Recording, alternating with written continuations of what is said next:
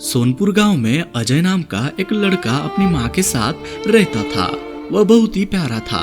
अजय की माँ की एक आंख नहीं थी, इसलिए उसका चेहरा बदसूरत दिखता था। जब अजय छोटा था तब वह अपनी माँ से बहुत प्यार करता था, लेकिन जब वो बड़ा होने लगा तब उसे महसूस होने लगा कि उसकी माँ की एक आंख नहीं है और इस वजह से वह बदसूरत दिखती है। इस बात से उसे शर्म आने लगी, इसलिए अजय अपनी माँ के साथ बाहर नहीं जाता था और अपने साथ भी कहीं लेकर नहीं जाता था। उसे लगता था कि अगर वह अपनी माँ को साथ लेकर जाता है तो उसके दोस्त उसका मजाक बनाएंगे।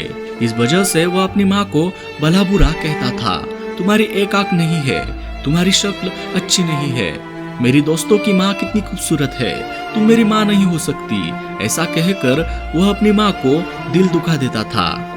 अजय की माँ बेचारी अपने बेटे की बातें सुनकर और उसकी सोच देखकर बहुत दुखी हो जाती थी। अपने बेटे की ऐसी बातें सुनकर माँ का दिल बैठ जाता था। ऐसे ही एक दिन अजय अपनी टिफिन लिए बगैर पाठशाला चला जाता है।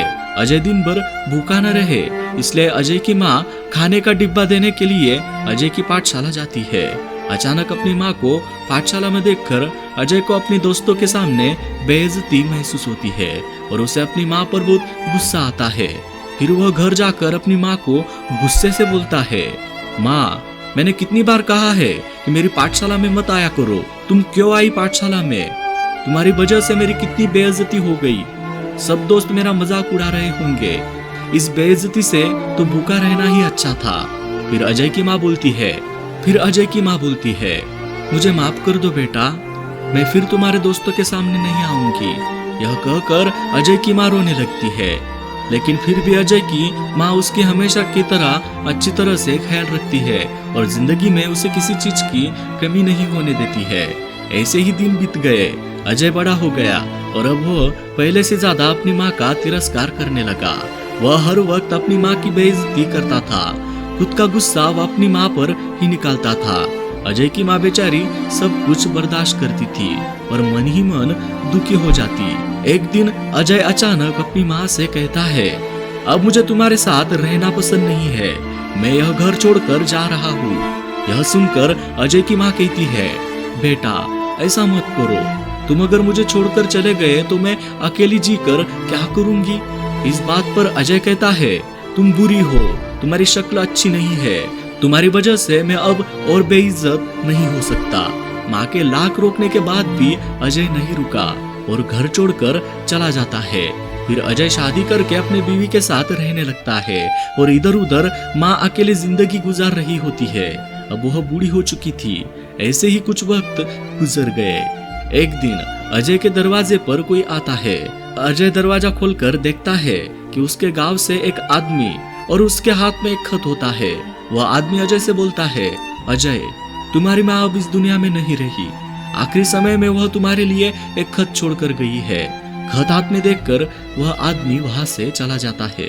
यह खबर सुनकर अजय थोड़ा दुखी होता है। फिर अजय अपनी माँ का खत खोलकर पढ़ने लगता है। उसमें लिखा होता है, बेटा अजय, मेरी एक आंख न होने की वजह से तुम्हारी जिंदगी भर बेइज्जती होती रही है। इसका मुझे बहुत दुख था, पर आज मैं तुम्हें एक बात बता रही हूँ जो मैंने तुम्हें पहले कभी नहीं बताई। अजय, जब तुम छोटे थे ना, तब तुम बाहर खेल रहे थे। खेलते खेलते तुम गिर गए, फिर तुम्हारी आंख में चोट लग गई। फिर मैं तुम्हें अस्पताल में लेकर गई तो डॉक्टर ने कहा कि तुम्हारी एक आंख खराब हो गई और अब इसका एक ही हल है कि कोई अपनी आंख तुम्हें दे दे। मैंने जरा भी वक्त जाया न करके तुम्हें अपनी आंख दे दी ताकि जीवन भर तुम्हें कोई तकलीफ और बेइज्जती ना होना पड़े। उस दिन मेरी एक आंख निकाल कर तुम्हें दे दी गई और उस दिन से मेरी एक आंख नहीं है। उस दिन के बाद मेरी शक्ल अच्छी नहीं दिखती थी। बेटा, मैं तुम्हें एक बात बताना चाहूंगी कि माँ बदसूरत और अंधी हो सकती है, लेकिन माँ कभी बुरी नहीं हो सकती। यह बात समझते ही अजय फूट फूट कर रोने लगा। उसके प्रायश्चित की कोई सीमा नहीं रही। अजय को अपनी माँ से मिलने की बड़ी तमन्ना हो रही थी। वह अपने माँ से दिल से माफी मांगना चाहता था, लेकिन अब बहुत देर हो चुकी थी।